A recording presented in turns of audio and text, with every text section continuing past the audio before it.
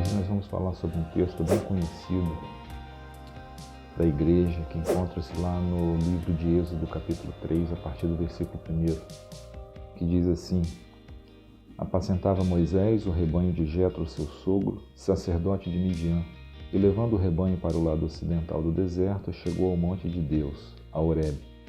Apareceu-lhe o anjo do Senhor numa chama de fogo no meio de uma sarça. Moisés olhou e eis que a sarça ardia no fogo e a sarça não se consumia.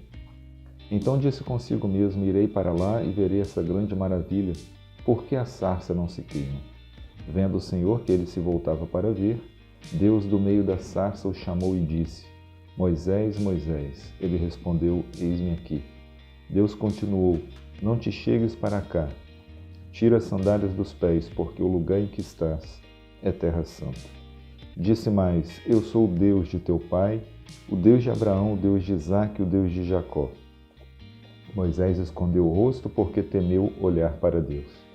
Disse ainda o Senhor: Certamente vi a aflição do meu povo que está no Egito, e ouvi o seu clamor por causa dos seus exatores.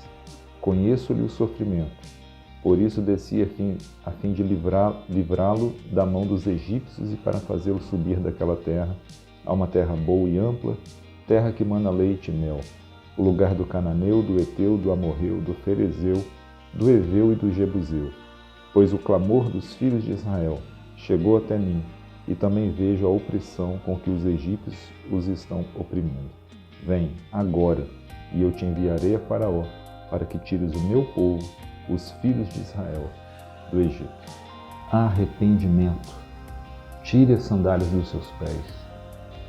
Tire tudo aquilo que denuncia o pecado em sua vida.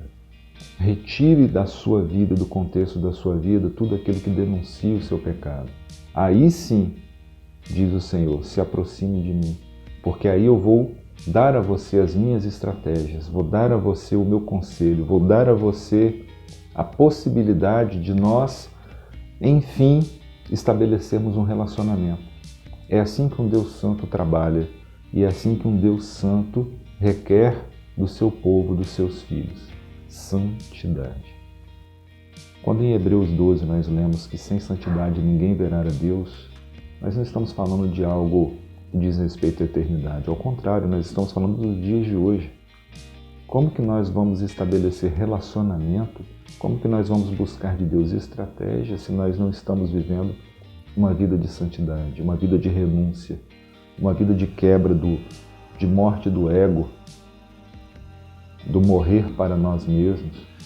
Como que nós, sem pagarmos esse preço de santidade, nós vamos requerer alguma coisa de um Deus que é santo? Paulo aos Efésios, no capítulo 5, vai dizer que essa igreja deve ser apresentada ao Senhor de forma santa, sem ruga, sem mácula, santa e irrepreensível. Ou seja, santa e sem estar passível de repreensão. E outra coisa que nos chama a atenção no texto que lemos inicialmente é que o Senhor não dorme. Ele diz: tenho visto a aflição do meu povo.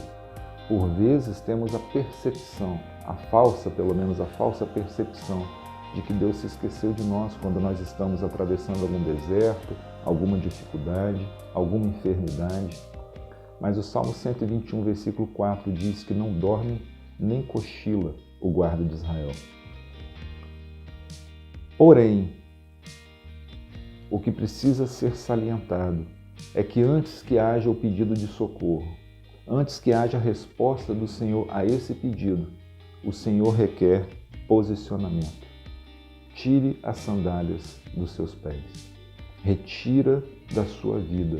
Isso não cabe ao Senhor. O sangue já foi derramado na cruz do Calvário.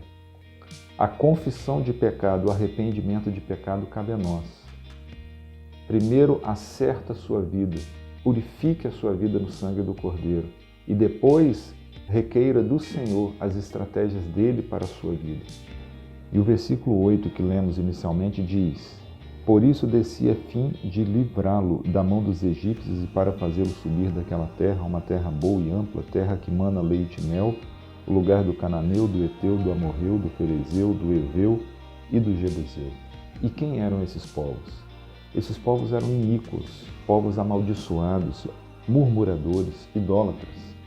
E a impressão que temos é exatamente essa, que nós hoje estamos em uma terra de gigantes.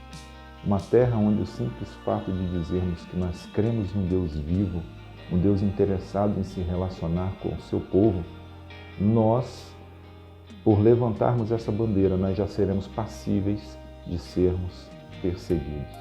Perseguidos por uma geração de idólatras, por uma geração de murmuradores, por uma geração que se afastou do Senhor. Quando o Senhor envia Moisés a Faraó, ele pouco se importou com as condições, com as limitações, com as fragilidades de Moisés. E é aí que reside o nosso confronto. O nosso confronto em alinharmos a nossa fé com os propósitos do Senhor. Quando nós olhamos para nós mesmos, nós não vemos em nós condições de oferecermos ao Senhor uma resposta à altura do ministério que Ele tem para nós, à altura do chamado que Ele tem para nós, mas e cabe a nós tão somente o eis-me aqui, envia-me a mim, que está lá em Isaías, para que o Senhor cumpra em nós, para que o Senhor haja através de nós e para que o Senhor receba a glória através das nossas vidas. Conforme assim diz também em Josué capítulo 1, versículo 9, não te mandei eu ser forte e corajoso, porque o Senhor teu Deus é contigo para onde quer que andares.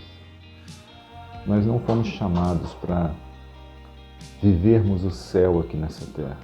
Ao contrário, nós, enquanto cidadãos dos céus, nós fomos chamados para manifestar o poder transformador do Evangelho pela ação do Espírito Santo. Que possamos viver e caminhar nesse propósito sem vacilar para a glória de Deus Pai, em Cristo Jesus. Amém.